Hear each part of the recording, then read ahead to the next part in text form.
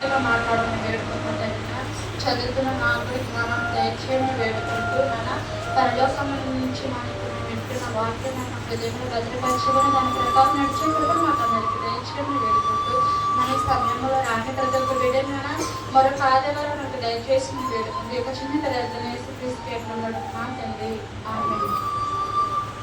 మత్తయి సువార్త 6 34 వచనాలు ఉన్నాయి. చివరి వరకు మనం చదువుకున్నాము. మనుషులకు కనపడలు అని వారి ఎదుట మీ నీతి కార్యములు చేయకుడి, జాగ్రత్త పడుడి, లేని ఎడల పరలోకమందు మీ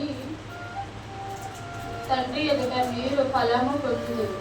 కావున నీవు ధర్మము చేసినప్పుడు మనుషుల వలన ఘనత పొందవలెను. వేషధారులు సమాజ మందిరములో వీధుల్లో చేయవలన నీ ముందర బూర ఊదింప వద్దు, వారు తమ ఫలము పొందిన వారిని నిశ్చయముగా మీతో చెప్పుచున్నాము. నీవైతే ధర్మం చేసినప్పుడు నీ ధర్మము రహస్యము ఉండ నిమిత్తము నీ కుడి చెయ్యి నీ ఎడమ చెయ్యికి తెలియ ఉండవలన. అటైతే రహస్యమందు చూసి నీ తండ్రి నీకు ప్రతిఫలించును.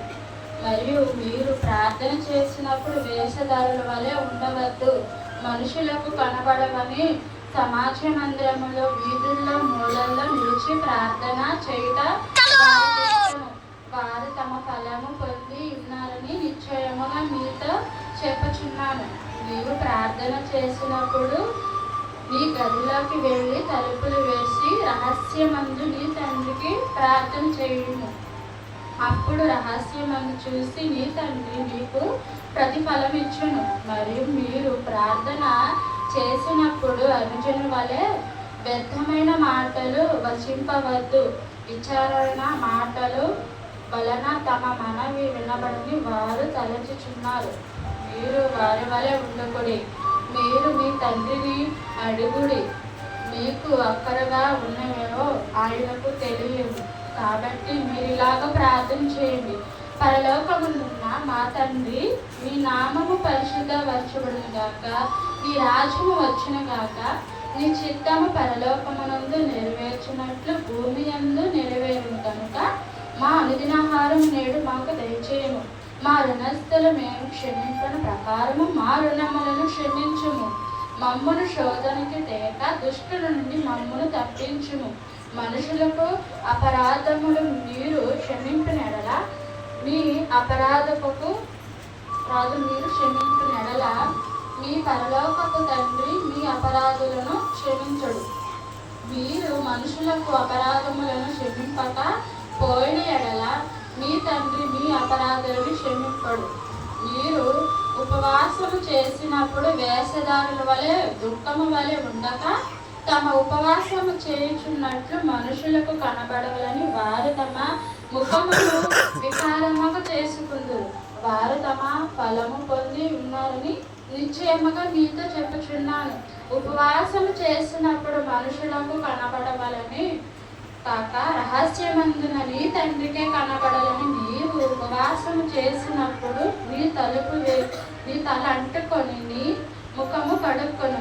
అప్పుడు రహస్యమందు చూసి నీ తండ్రి నీకు ప్రతిఫలం ఇచ్చును. భూమి యందు నీ కొరకు ధనము కూర్చుకొనవద్దు. ఇక్కడ చిమ్మటైనను తుప్పియను తినివేసి దొంగలు కన్నము వేసెదరు, దొంగలించెదరు. పరలోకమందున నీ కొరకు ధనము కూర్చుకొనుడి. అచ్చట చిమ్మటైనను తుప్పియను దాన్ని తినివేయదు, దొంగలు కన్నవి వేసి దొంగలియరు. నీవు ధనం ఎక్కడ ఉండునో అక్కడనే నీ హృదయమును ఉండెను. దేహమునకు దీపము కన్నే గనుక నీ కన్ను తేటగా ఉండిన ఎడల నీ దేహం అంతయు వెలుగుమై ఉండెను. నీ కన్ను చెడ్డదైతే నీ దేహం అంతయు చీకటమై ఉండెను. నీలో వెలుగు చీకటై ఉండిన ఎడల ఆ చీకటి ఎంతో గొప్పది. ఎవడైనా ఇద్దరు యజమానికి దాసులుగా ఉండనేరడు. ఒకడు ఒకని దూషించును, ఒకని ప్రేమించును, లేదా ఒకని పక్షము నుండి ఒకని తృణీకరించును. మీరు దేవునికి సిరిగాను దాసులుగా ఉండనేరరు. అందువలన నేను మీతో చెప్పినదేమనగా మీలో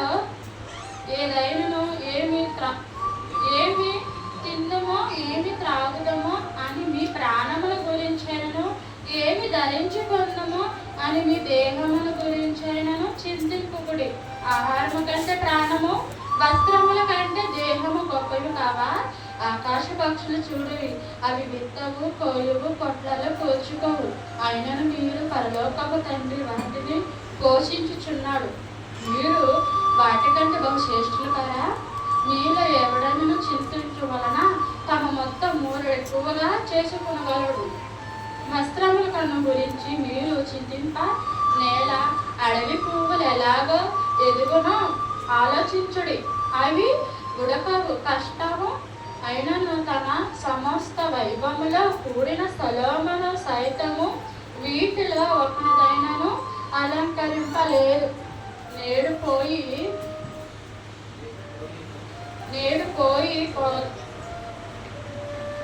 పొలములు వేయబడిన అడవి గడ్డిని దేవుని ఎలాగా అలంకరించిన ఎడలో అల్ప విశ్వాసులారా, మీకు మరి నిశ్చయముగా వస్త్రములు ధరింపజేస్తుంది కదా.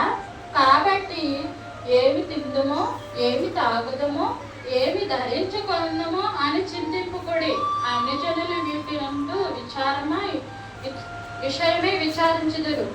ఇవన్నీ మీకు కావాలని మీ పరలోకపు తండ్రికి తెలియనా?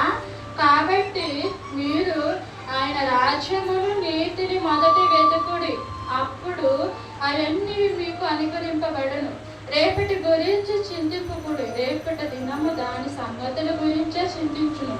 ఏ నాటికి ఆ నాటికి చాలు.